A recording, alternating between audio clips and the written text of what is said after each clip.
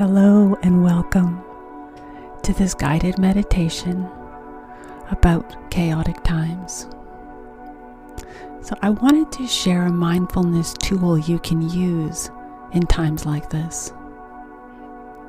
Because while this pandemic is unique and extreme, difficult external situations we can't change will happen to all of us sooner or later. It could be something very personal, like the loss of a job or a loved one, or an environmental crisis we feel helpless to change. This is a practice you can use when there is something unpleasant happening that you can't control. Instead of looking outside to feel better or safer, you can try something different and turn within. You can look for a place inside of you that is okay, a place of quietness and strength that isn't dependent on any external forces.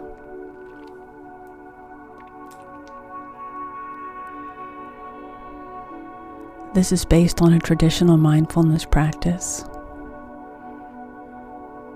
And the purpose is to make your usual unconscious stream of thoughts and emotions and sensations more conscious. The way we feel and act is often hijacked by thoughts and feelings that happen so quickly we're not even aware of them. All of a sudden, we're upset or anxious or angry in a situation that needs our attention and care. And the first step of this is noticing and naming. And so I invite you to make yourself comfortable, either sitting or lying down, and close your eyes. Let your attention gently scan your body for physical sensations, like cold or heat, or lightness or relaxation.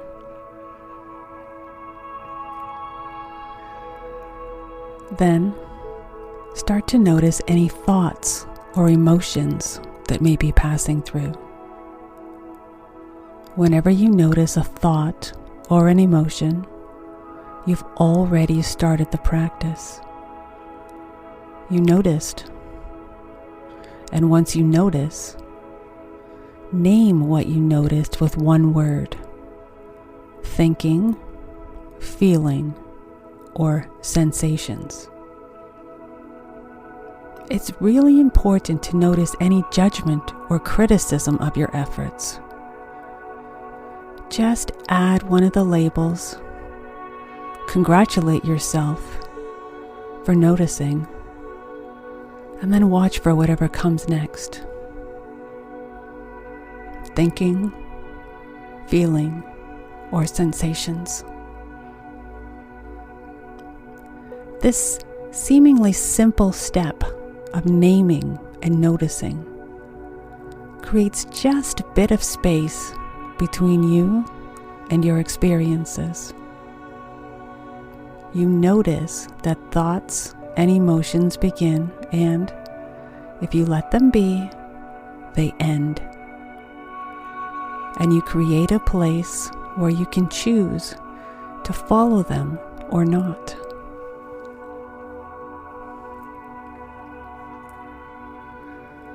And the second step: all thoughts are just thoughts. This next step is to do your best to notice and name all things as just thoughts, and all emotions as just emotions. A thought about forgetting to pick up dinner on the way home, and a thought about your loss of income during this pandemic are just noticed and named. They're both just thoughts that come from somewhere and then disappear again. If you remember the irritation at your partner not letting you know they'd be home late is treated just the same as feeling lonely because you can't see your family. They're both just emotions that come from somewhere and then disappear again. So what good does this practice do? It will help you to notice the acts of thinking and feeling themselves, instead of the content of individual thoughts and feelings. Thoughts and feelings of all sizes and shapes, from mild to overwhelming, come and go. Try it. You may find it a relief to see that the hundreds of thoughts you have each day are just one thing: thinking. And your thinking isn't you. And the last step is noticing the one who notices. And this step is hidden in the first two steps. When you notice and name, and do your best to treat all your thoughts and emotions the same, you begin to sense a part of you that is not in the thought. It is aware of your experiences, able to witness them, but not caught in them. There is a place of clear, compassionate witnessing of everything that's happening. If you're someone who is sometimes overcome by troubling thoughts and emotions, this really is a relief. With a bit of practice, this witnessing awareness becomes more familiar and has a kind of draw to it. There's a calm and peace to this place that is aware of your thoughts and feelings, but isn't part of them.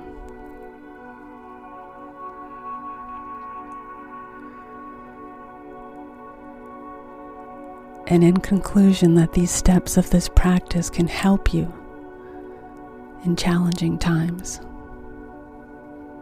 The first step will show you how to have a lighter touch on your thoughts and feelings, to let them move rather than holding on too tight. And the second step brings you into connection with a quiet, always present space of calm inside of you that can be your oasis in hard times. And the more you practice, the more accessible that space will become.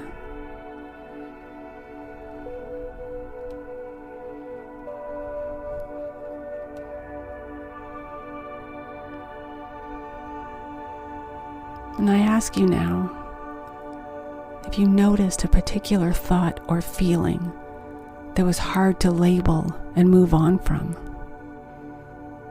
were you able to sense the witnessing space in you that noticed and named what was happening?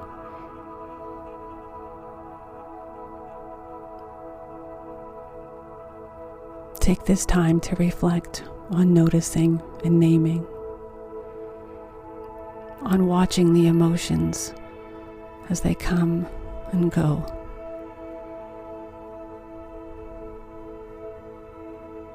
And feel free to listen to this meditation again and again, practicing, noticing, and naming.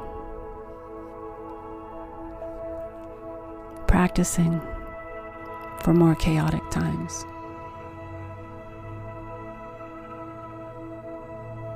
I'd like to thank you for listening to this guided meditation, and may this recording help you and those around you. Namaste.